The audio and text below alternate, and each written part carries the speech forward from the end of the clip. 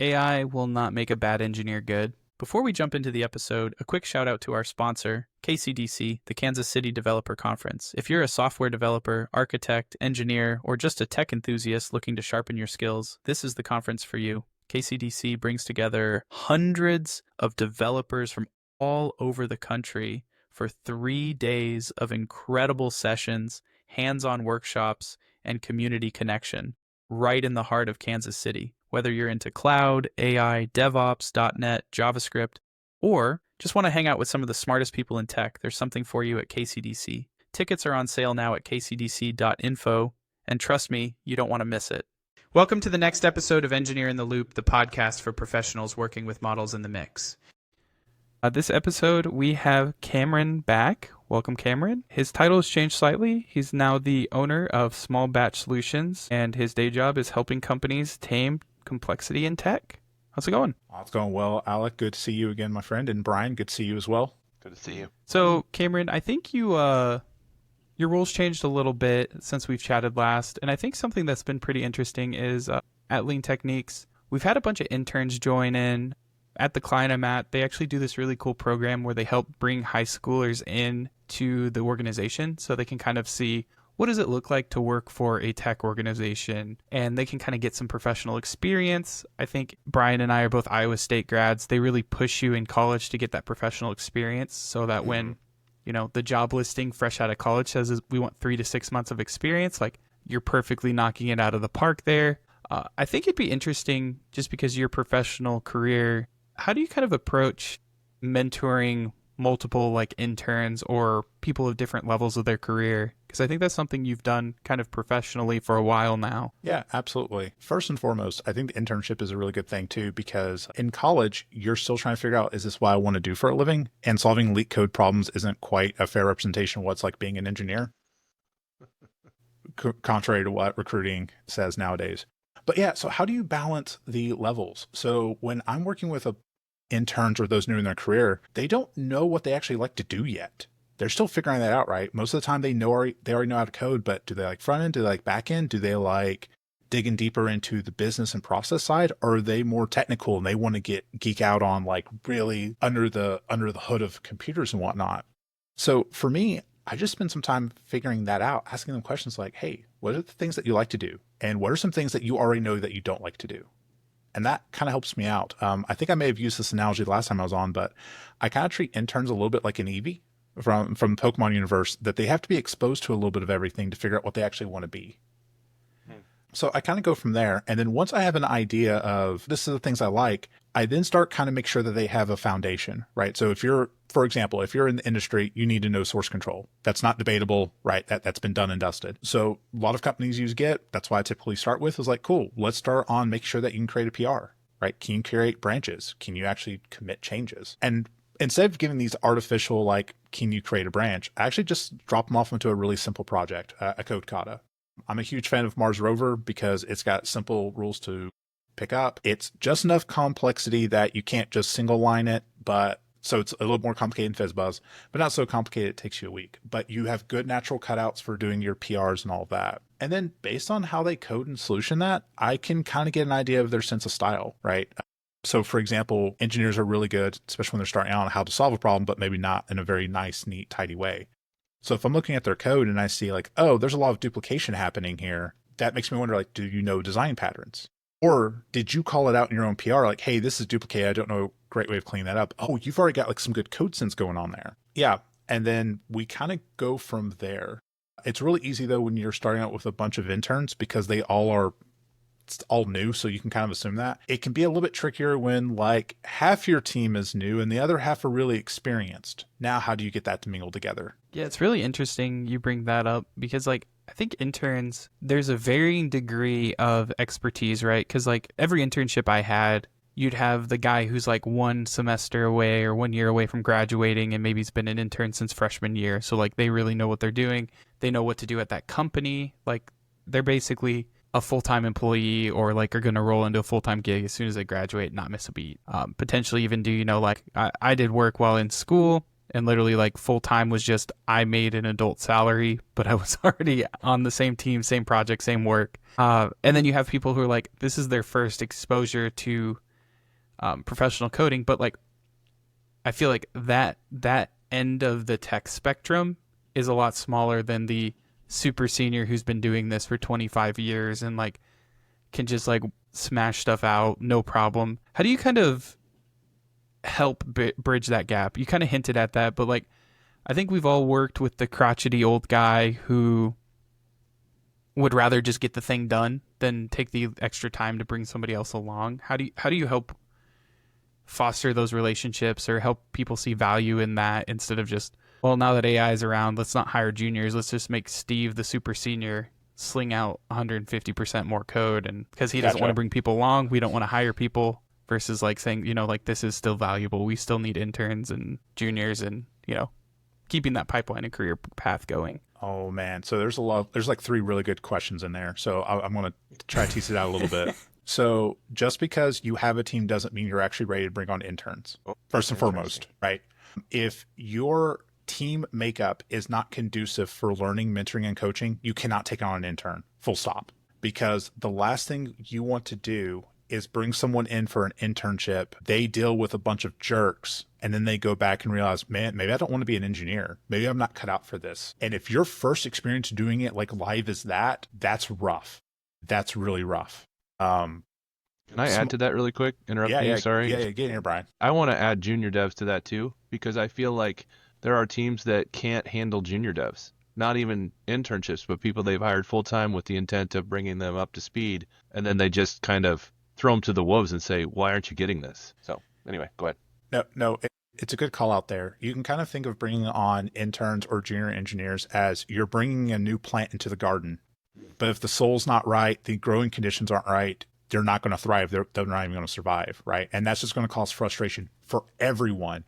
You as the leader, because now you got to deal with the friction. Your plants that were there before, right? They're frustrated because they're having to feel like they're bringing someone along. And then the people who just showed up, right? They're like, well, I was here to try to learn and do better, but none of y'all really want that. So that's my first piece of advice. If your environment's not conducive, then don't go forward, right? Don't go past go. Don't go collect $200. Your other question of super senior Steve and the like co-pilot AI lab. Well, I hate to say this, but mortality is a thing, right? Like engineers are going to age out of the industry, right? So if we're not taking the time to grow and foster that next generation, we're going to have a gulf here. Like that's going to happen, right? We already see it a little bit when we look at certain older technologies like COBOL engineers and Fortran engineers, right? You're not finding those a ton right now, right? And we didn't actively jeopardize that pipeline. When I see companies say like, oh, we don't need interns, we don't need associates, they're usually the same ones that go around like, well, why can't I find seniors? Well, you never grew them, right? You never really sowed the seeds to reap the harvest, if you will, there.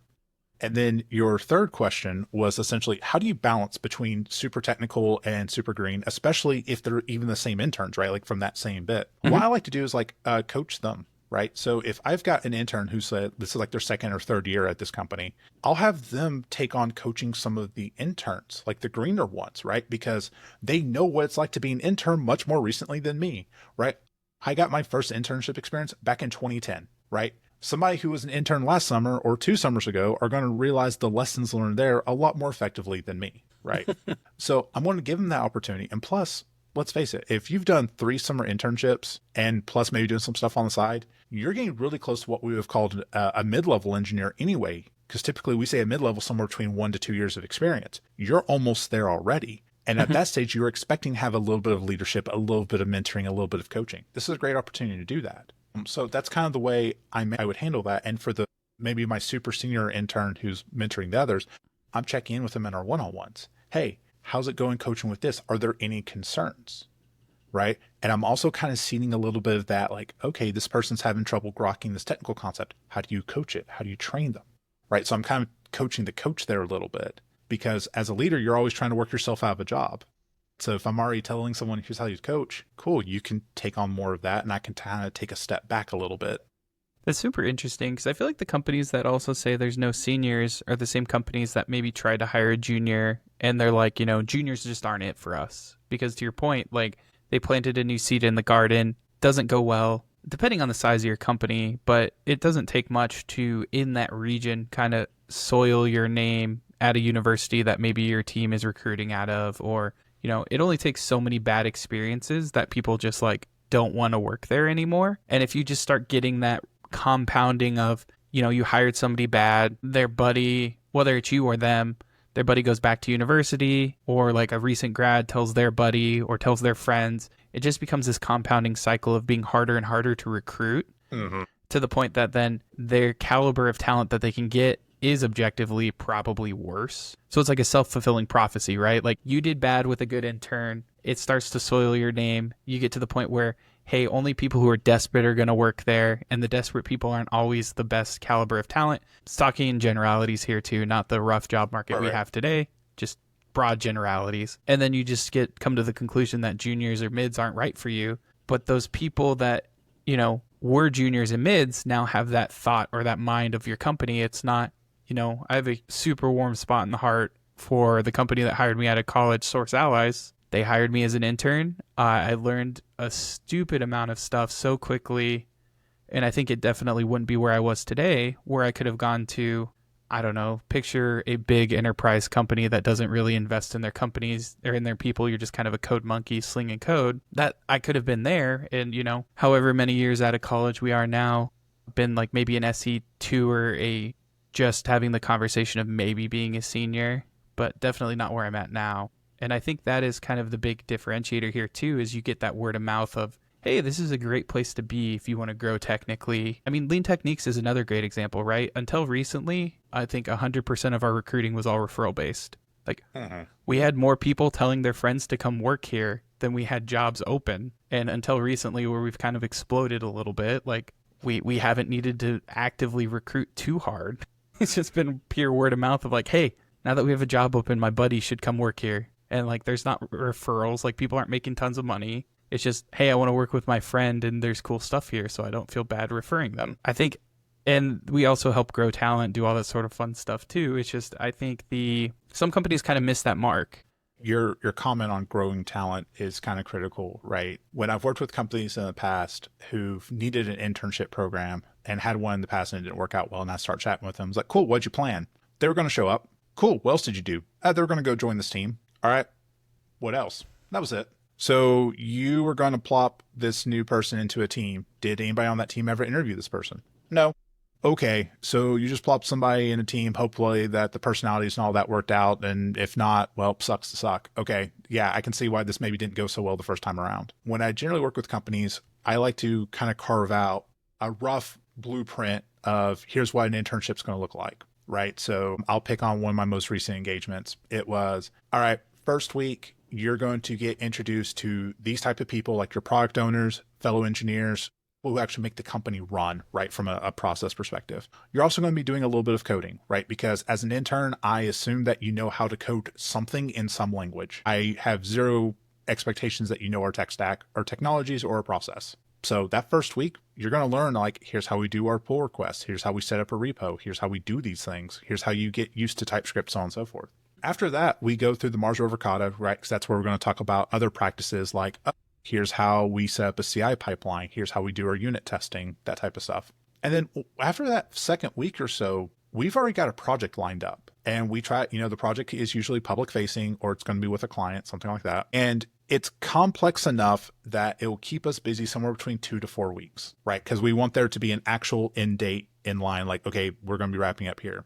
And this is a great example of like, oh yeah, how do you go file new? How do you do user story mapping? How do you figure out what we need to build? How do you do all of that? And then for me, I'm kind of shifting more into an architect, like, hey, here's the technologies that I know we're going to have to use, right? Like, oh, we're an AWS company. We're hosting AWS. Guess what? This is going to be hosting AWS. And then right after we get done with that first project, that's kind of really provided some value, depending on the type of company, that kind of sets up the next bit. For example, my most recent engagement, I was working with a consultancy.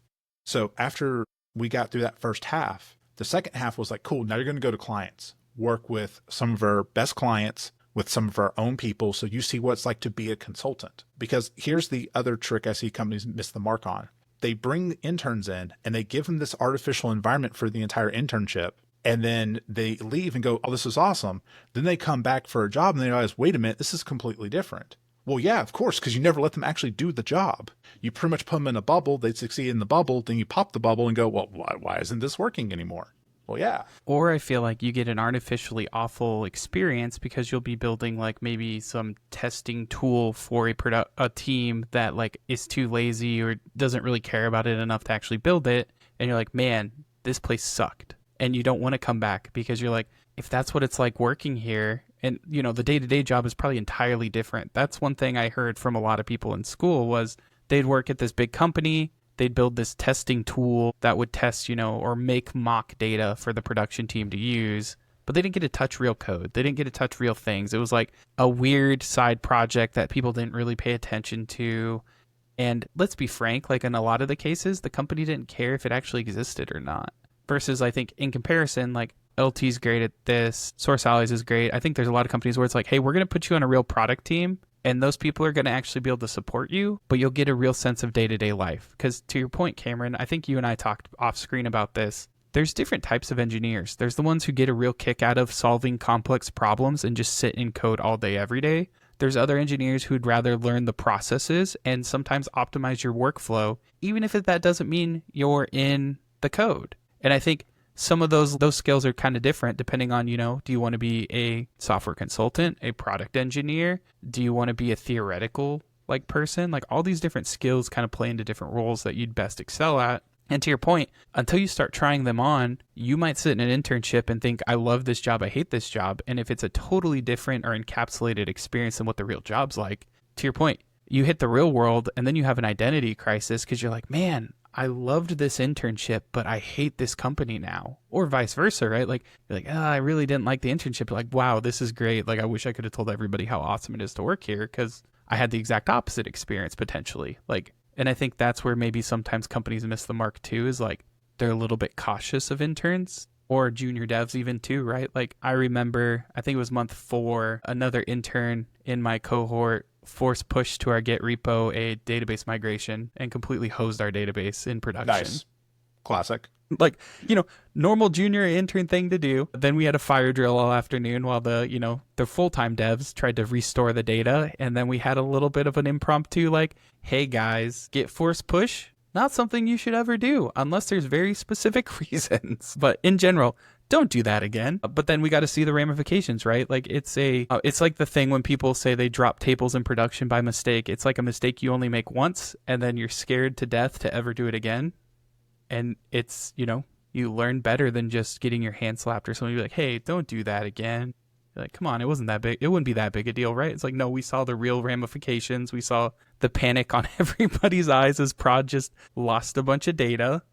Like, and then we had to, you know, see what happens when you have to email like, hey, prod's down for a little bit, all the sort of ramifications of that. So, you know, hey, in the future, I'm not going to get force push unless I really know what I'm doing. And you wouldn't get that in a normal internship where nobody really cares about the product, right? It's like, oh, Bob just brought down the production database again. It's like, okay, whatever. We weren't going to use it again for another 3 weeks anyway. So just fix it by then. Like, oh, it doesn't get a real representation of the job. Yeah, see, you're really hinting on something there. Making sure that your people have the right privileges, permissions to do the things that they're supposed to do. I've worked in places where interns got the same rights as like production engineers. I'm like, no, probably shouldn't do that. Right. Give them some training wheels first. But I've also worked at places where it was so locked down that they couldn't do anything. So you got to find that happy balance. Like my first internship, I absolutely took down an app because I was on a Linux box for the first time and I was trying to rename something and I RM'd instead of RN'd. Yeah.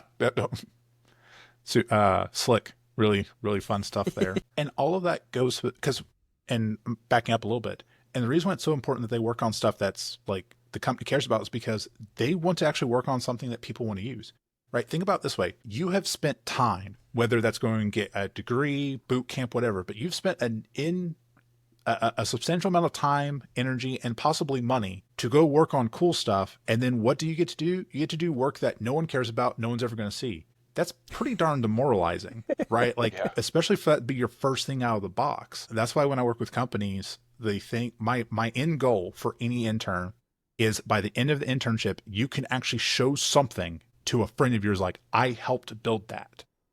I did that. In very rare instances, can you not do that? Usually it's when you're working with government and it's like, you can't talk about those things. But you can still be like, I help build this thing that helps accomplish these types of outcomes. You can still talk about it and be like, oh yeah, real people are using this. My favorite example of that was when I was at Source Allies, Cheerland's website.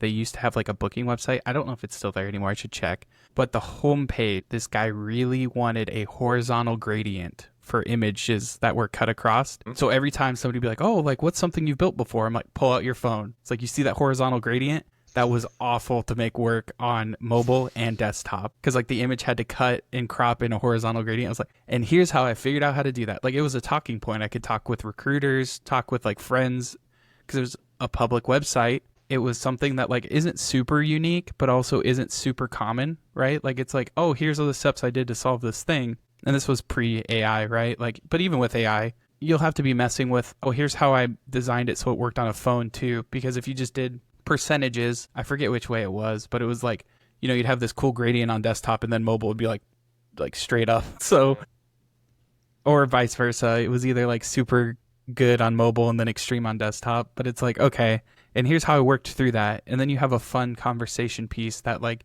isn't, here's what I did in college. Here's the, if you've went to Iowa State, here's the Roomba project I did that literally everybody who goes through the computer engineering department has done. And it's, you know, again, a very small box. Literally everybody at the university's done it. It's not that cool when you think about it that way. Like it doesn't set you apart, I should say. It's cool, but it's like, hey, everybody who has that degree I know has done that. So it's kind of interesting you mentioned the ability to talk about the project. So like when I'm interviewing, right, associate engineers, whatever, and they have like that technical thing that, hey, I put this on my resume because I can talk about it. I can tell pretty darn quickly if you actually did the work or not. And so being able to give interns that experience, like, oh yeah, I went and built the horizontal gradient thing, right? Well, let's take that for example. And we're talking about, I can see like, oh, you thought about these things. And when they mention like, oh yeah, I had to deal with like mobile versus desktop. Okay, so like there's some responsiveness there, right? Like I can kind of get a sense of how you thought about problems. And at that stage, associates and interns, once again, I'm not really focusing a ton on like what technical stuff you know. I'm really seeing more like, how do you think about problems? How do you approach problems, right? How do you level up? Because stuff's always changing, you know, all that. But if you're telling me like, oh yeah, well, I start breaking down the smaller parts, figure out which one I don't know the most and tackle that. Like, okay, cool. That's actually a reasonable engineering approach. I can work with that versus someone who, well, I take all of it and slam it into ChatGPT and whatever it spits me out, that's why I go with. Okay, cool. That works up to a point, but you need to actually understand what in the world you're doing there. Yeah, that's something that I've been kind of waiting to talk about with you is just the idea of, you know, you mentioned it a minute ago, you know, a while back, but it's like, you know, I think of the typical intern experience of like the architect kind of says, here are the stubs, go write the code, right? So you have like, these are the functions that we need, go make this function work, right? But in today's day and age now, an intern or a junior dev even, handed that stub, could literally just plug it into Cursor or Codex or whatever they want to use, the tool of choice of the week, or just even put, you know, the question in the stub into ChatGPT and get an answer. Right. So now you've got no reasoning coming from this human anymore at all.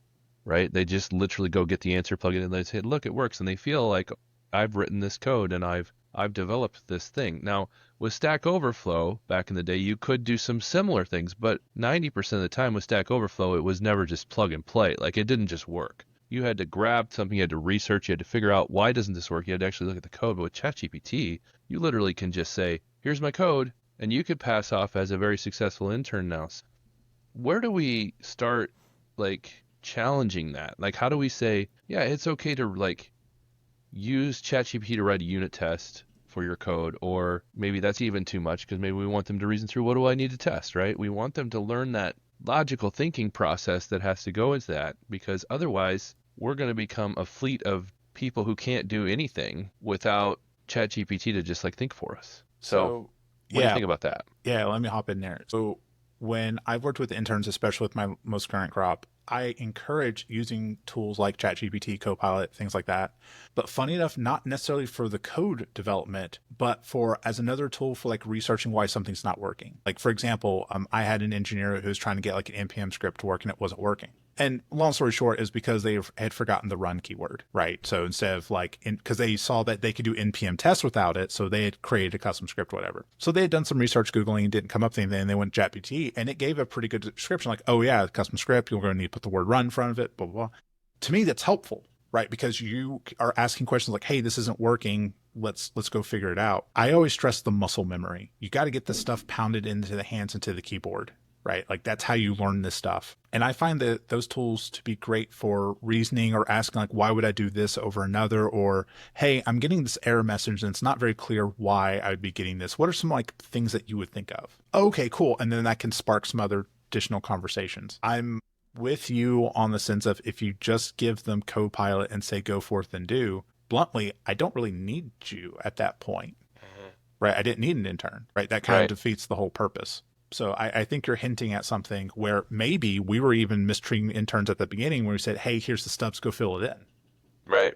Ooh, right. So that's maybe excellent. So maybe that's like a process thing that now tools like AI have actually kind of sussed out for us that we need to be fixing. That's a super interesting thought because I would have never put that together. But here's the other, like the second part of this. Like, so I can't tell you the number of times I've put something into ChatGPT and asked it to help me, and it thinks it's right. It thinks it has a solution, but it forgot something. That, for example, I was building some bicep files the other day, and I asked it to do some stuff to help me. I'm building out a workshop to secure web development. I'm doing a talk this summer at a couple different places, right? And I'm trying to get it ready, and it forgot to make a private endpoint to the web service once it had locked down the web service's public access and put a web app gateway in. And I, if I'm an intern, and I mean that's a more advanced scenario, but nothing I couldn't hand off. If I said, here's the stubs, go make it happen. Here's some documentation, like let's figure it out. And then whatever. ChatGPT thought it was right and totally left out one of the most critical pieces that it will never be able to communicate without this endpoint to be able to say, I need to do this. But as this, someone who's experienced that myself, having tried to build it on my own, I was able to say, don't you think you need a private endpoint? And like, oh yeah, of course I do. Blah, blah, blah. I see the problem. Was it the shirt that Kevin Griffin wants? Is I see the issue now or something like that. I see what the issue is, or yeah. So I can't remember what the exact phrasing is, but we've all seen it 100 times. On that note, though, right? So let's say it was me in there. Let's say I would have built it out, right? And I try to make it work, and it doesn't work because, like you said, the private endpoint's out there. What do? I iterate. Okay, cool. Hey, I'm getting this error message saying that's not available, and then it would probably most likely go like, oh, hey, did you check to see if you've got a private endpoint? Would probably be one of its troubleshooting steps. Sure. So I find that sometimes you have to get in that iterative loop, which to me is not terribly different than what we used to do in the past. Like, hey, I found this thing on Stack Overflow, try to make that work. Sure. Okay, I got a little bit closer, but now I'm getting a different error message. What would you do? You go right back to Stack Overflow. Now look at the next set. Yeah. So the difference for me here, because I agree with you 100%, the iteration part is extremely valuable. It is, and I'm actually trying to figure out, well, how can we use this to make people learn better? Kind of like what we're sussing out here. I can't believe I just said that. Dang it. Anyway, so the idea of having this tool to help us learn, help us grow, the iteration, the difference between, for me at least, between a Stack Overflow iteration cycle and a ChatGPT cycle is like, I feel like when I did it through Stack Overflow, I was more involved in the decision making. I had to figure things out. I'm going to remember those problems better. ChatGPT, I said, hey, something's wrong. It said, oh yeah, it's this. Okay, go plug that in. It doesn't work. Okay, it doesn't work yet. Okay, try this. 6 things later, you finally get it to work. You're like, great, that's awesome. It works. But you don't remember that problem the same way as if you had tried things yourself, plugged the code in yourself, gone to Stack Overflow or whatever, gotten a sample, tweaked it so it fit your solution, worked it, melded it into your stuff, tried it, and it didn't work. And you're like, well, maybe it's this line of code. Maybe it's this line of code, so you're spending more time looking at each line of code. ChatGPT is just like, just fix this, just do this, try this, replace that, and all of a sudden it works, and you're like, great, it's golden. But I just don't feel like like you said, the muscle memory of doing it is, well, I'm plugging and playing, but I'm not actually having to deeply evaluate what's happening like I do if I'm doing it on my own. Does that make sense? I think it does. I think the iteration's too fast. You don't have enough time to actually sit, read through the error message and figure it out because you most likely just, plug, especially if you're using like an IDE and integrated, right? It can just self do that. Right. Yeah, I think there's some truth there. This is where it's going to sound bad. I wish I could kind of put away my experience and try to learn programming from scratch in like in year 2025 and say like what patterns happen there, because this tooling hasn't been around long enough yet for someone to have actually only been raised on that tool. Right. And so because of that, I don't know what the shortcomings are. That's kind of my point there is I'd be really curious to see how that's going to evolve. Like, for example, we now have mid engineers who've only been able to use tools like ChatGPT. How do they approach coding? What does that even look like then? We don't know yet. I also have a hot take that AI will not make a bad engineer good. It just might hide how bad they are. And the reason I say that is you brought up Stack Overflow. There was somebody I worked with at one point who was making a career change and loved W3 schools and would always just copy and paste those examples into our code base. And there was multiple occasions in pull request reviews we had to say, why do we have CSS of pizza toppings? Nice. Why do we have CSS that's just not being used? Why? And like, this was a common theme that never seemed to really improve. And I think you have the distinction there of people who are in it for the profession and people who are in it for the paycheck. Where AI might potentially be able to hide it a little bit, you're just going to always have people that just do the shortest answer. And if it works, cool, ship it and move on. And then you have people who like treat it with maybe a little bit more level of professionalism of like, hey, it's also like the person who is not technical and talked about how they created a startup built totally just using AI. And then people started injecting in keys to their database and running scripts with their database data. Just by not sanitizing their input because AI didn't do that for them. I think it's the same thing. To ask that question. They didn't see the missing piece because it worked, but they didn't have to evaluate it mentally to say, well, is everything there? And I think that is the same for Stack Overflow too, right? Like, hey, my error went away. I tweaked it just enough and I'm going to move on. I didn't understand what I was doing was wrong. That totally could happen too. Sure. I'll give you credit. The agent feature where it just shoves it into your code and renames everything for you totally makes that easier to do. I think that's just a matter of, the same way you shouldn't just copy and paste from Stack Overflow, you shouldn't just plug in what the agent gives you. You should give it a little bit more thought, potentially. Well, I'm also going to put this out there. We're talking about like SQL injection, right? Let's be very clear. And, Brian, you mentioned like, oh, they didn't even know that was a thing. Right. Well, how did we first come across this, right? Experience, right? You get bit in the butt. I think that's still going to be a critical part. Right. That even if you do use these tools, your point of it doesn't make a bad engineer good is an interesting one because I think in some cases it can. I think what AI tools are doing is it's actually making the art of having to write code not be as big of a deal because I don't have to artisanally handcraft every line. I don't have to artisanally handcraft every object, design pattern, whatnot, because for the most part, especially for product engineering, the code was always a byproduct. In an ideal world, we wouldn't even had to write the code. We just had to get the thing working. So then it becomes, well, then like, why do we care about the code so much? Well, because we have to maintain it. And if the code's a mess, it's harder to maintain. Well, if it's easy, if the time of maintenance now is no longer scaling based on that, right? If a crappy code base is just as fast to maintain as a good code base with using tools like that, does that matter anymore? For me, it does. Because I know because my name's attached to it, right? If this breaks or goes, haywire, I've got to go fix it. But if I'm vibe coding my way through this, or I'm using other tools to kind of help reflect that, I may not care as much. And I think that's a great point too. Like the reason XP programming or extreme programming even is a thing is because they found out through studies that writing tests reduced production outages, had higher code quality. So when stuff did break, it was easier to find. Like it was a byproduct of production being down so much that people started doing testing and doing automated testing. That mixed with like computers could do more, but it was mostly the production outages. And now you even have tools like Dora, right, that are measuring just your uptime or mean time to getting back up. All those kind of measurements that are out there. I think to your point, Cameron, if we get 100% uptime and no security vulnerabilities with vibe code, testing might go out the window. I don't think we'll ever get there, so we'll still be testing. Did you just say something that's music to my ears? You might have.